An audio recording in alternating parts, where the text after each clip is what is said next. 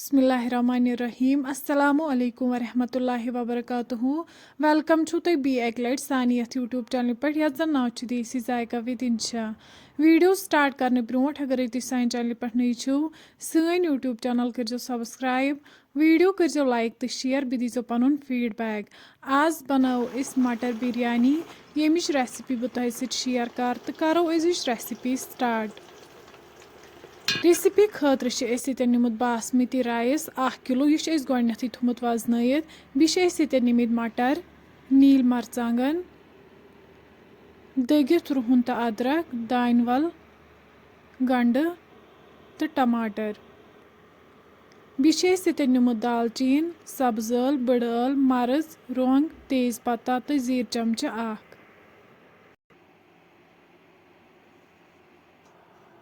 One no बान अत मज त्रो वन तेल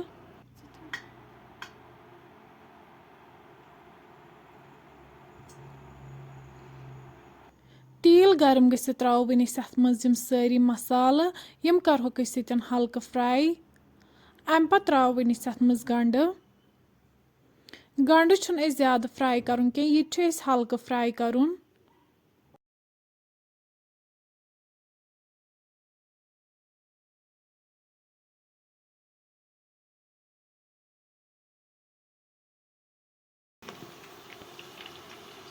गंड गो यन हल्का फ्राई अम पत त्रो वन अत मज मटर बे त्रो वन अत मज दगित रुहन तो अदरक 1 चमच नील मरचांगन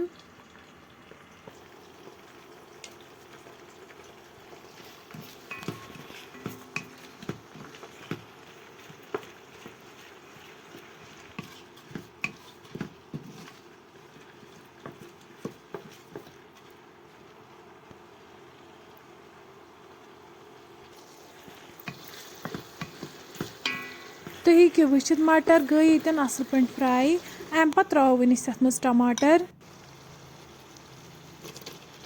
बे त्रो वन अत मज दान वल पाउडर चमच 1 जिंजर पाउडर चमच 1 बिरयानी मसाला चमच 1 बादियान पाउडर चमच 1 लास्टस पे त्रो वन अत मज नून चमच 2 यम सारी मसाल करहोक वन असल पे मिक्स वन तीस कालस अत पे थवन यीत कालस न तेल वापस दिए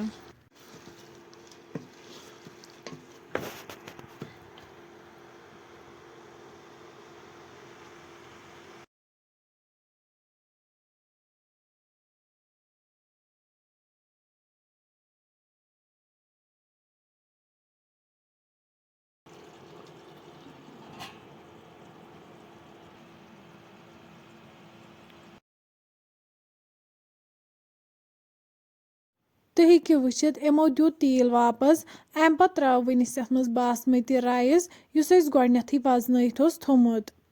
बासमती राइस निमित 3 कप वन त्रो 6 कप आब अत मज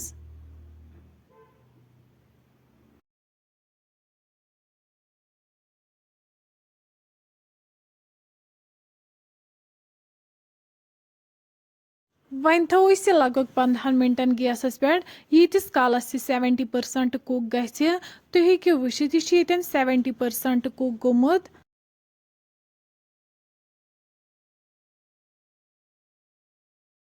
70% ये कुक गि अम पत त्रो वन अत पे दान वल बे त्रो वन अत मज नील मरचांगन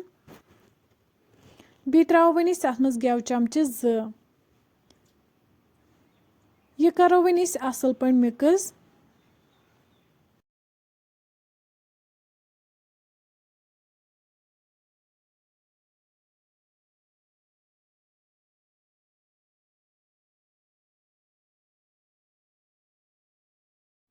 यह गो असल पे मिक्स अम पत थो वन ठांड लगभग बी 5 मिनटन यीतिस कालस यह असल पे कुक गि 5 मिनट बाद तुलो वन ठांड यतन थोद तो हेकि वुचित मटर बिरयानी यतन बिल्कुल तैयार।